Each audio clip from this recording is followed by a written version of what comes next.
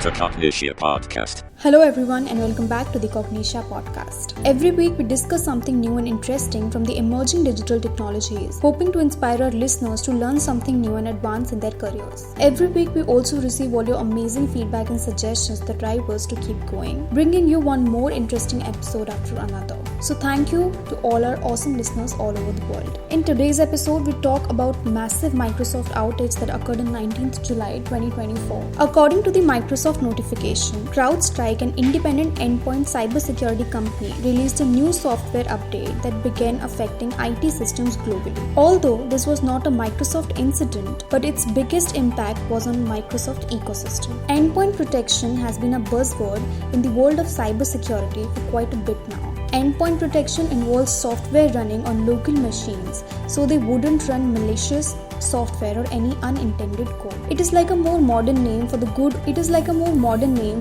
old antivirus and firewalls. Sound like it? No. It has two key components: a backend control center and an agent software which will be installed on the endpoint devices. And if you haven't guessed so far, endpoint devices are the user devices, mobile phones, laptops, desktops, etc. The endpoint protection agent software is constantly running on the endpoint devices. So, if you run a program or application that the agent field needs to be prevented, a sensor would be notified by the operating system of the device and it will prevent the execution. The main endpoint application would also be notified about the blocked execution, which would further notify the control center using the internet. Simply put, this is a surveillance system of sorts. To be seriously effective, they need to be deeply embedded into the operating system. It would also need to have the capability and requisite permissions to bypass lots of internal security systems. So what happened exactly that more than 8.5 million systems were affected? Banking services came to a halt, countless flights were cancelled, travelers were stranded, retail services came grinding to a stop, and an unimaginable number of workplaces were left staring at what is popularly called the blue screen of death. While this number is less than 1% of Microsoft devices sold and operationally, globally, the broad economic and societal impact of even that 1% is unfathomable. This is the first time such an incident has had figures, that too of this magnitude revealed. It is believed that this could be the worst cyber event in history, and while the event is largely being labeled as a Microsoft outage, it is actually caused by an update that was rolled out by CrowdStrike, not Microsoft. The closest next big incident would be the WannaCry cyberattack of 2017, where over 3 lakh devices were affected in over 150 countries. But do you see the difference between 8.5 million devices and 3 lakh devices? On July 19 at 4:09 UTC, CrowdStrike carried out a regular release of one such sensor as a Windows device driver, which would hook and attach deeper into Windows, one of the updates as part of the ongoing protection mechanisms of the Falcon platform. To do this, it would need special permissions, of course. These drivers would be driven in C and C++, the same as the Windows kernels and core libraries. The configuration system triggered a logic error leading to a system crash and the blue screen of death in BSOD on impacted systems. If this sounds too complex, don't worry, we are going to simplify it further. When the CrowdStrike update was installed, the updated driver tried to access a memory address that didn't exist in the system. This, as you would know, causes a null pointer exception or an NPE. A null pointer exception is a system exception that takes place when an application tries to access a memory location that does not exist. Now, under normal circumstances, when an NPE occurs, Windows would simply kill such an application and protect itself.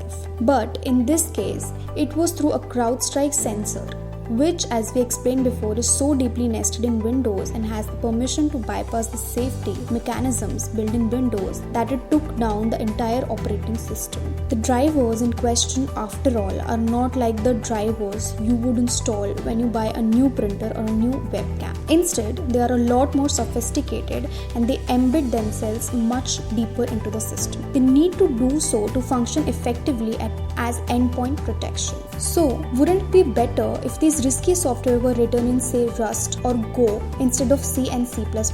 Since the latter would be better able to prevent these errors. Well, the Windows API APIs that are used to write this software are not ordinarily intended for third-party use. Do you know what is the one key thing common to antivirus software, system tweaking software, and endpoint protection software? They quite often use Windows APIs that can only be used by directly interacting with them during runtime and are often undocumented as well as unsupported. Now you can understand that this can only be done using C and C++, which is why these two languages are used to write this software. Doesn't Microsoft have any mechanisms to prevent this? Well, over the years, Microsoft has gone to many lengths to make its system more secure.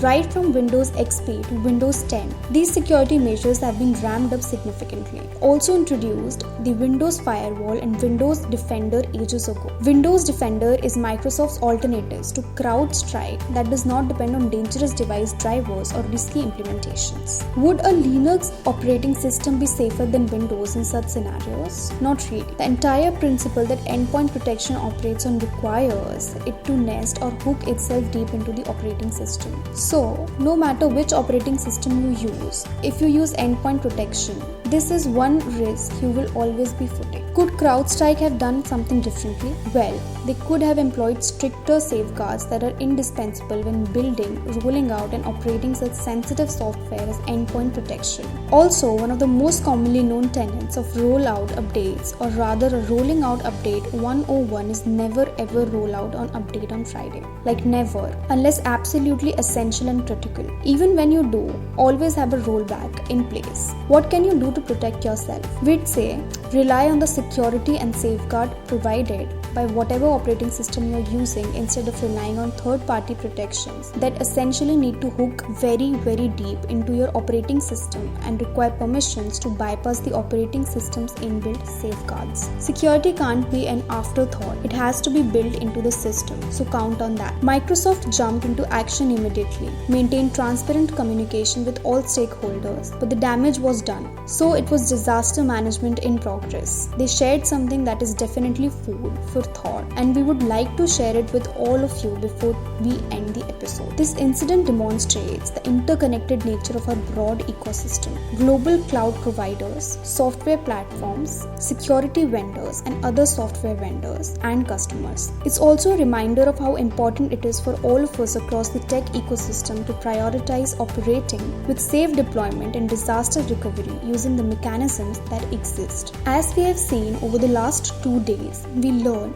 recover, and move forward most effectively when we collaborate and work together. We appreciate the cooperation and collaboration of our entire sector, and we'll continue to update with learnings and next steps, said the statement from Microsoft. The sheer scale of this outage and how something as simple as new update can cause global chaos that take days to clean up, billions of dollars of losses, and tons of issues that we can't even begin to imagine is scary, isn't it? Well, we leave you with these thoughts, and this is where we end this week's episode of the Cognitia podcast. We'll be back again next week with another interesting and exciting episode. Until then, happy learning and stay safe, both online and offline.